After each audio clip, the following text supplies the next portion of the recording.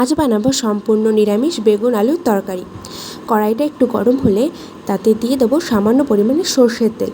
সর্ষের তেলটা গরম হয়ে গেলে তাতে দিয়ে দেবো চেরা কাঁচা লঙ্কা। কাঁচা লঙ্কা একটু ভাজা ভাজা হয়ে গেলে তাতে দিয়ে দেবো কেটে রাখা আলুগুলো একটু ভেজে তাতে দিয়ে দেবো পরিমাণ মতন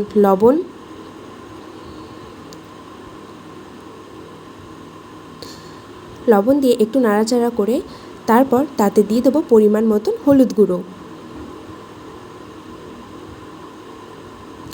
তারপর একটু নেড়ে চেড়ে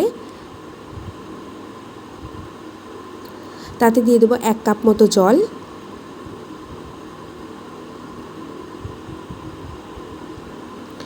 এবার তরকারিটা একটু ফুটে এলে তাতে দিয়ে দেবো কেটে রাখা বেগুনগুলো দিয়ে একটু নেড়ে চেড়ে 5 মিনিট ঢাকা দিয়ে রেখে দেবো। 5 মিনিট পর খুলে এরকম খুন্তি দিয়ে একটু আলু এবং বেগুনগুলো একটু ঘেঁটে দেবো যাতে তরকারিটা একটু ঘন হয়ে যায়।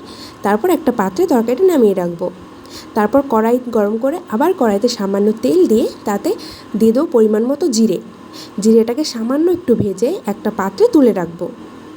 তারপর সেই তেলে দিয়ে দেবো একটু রাঁধুনিটা হালকা হালকা ভাজা হলে তাতে দিয়ে দেবো এই একটা পাত্রে তুলে রাখা সেই তরকারিটা।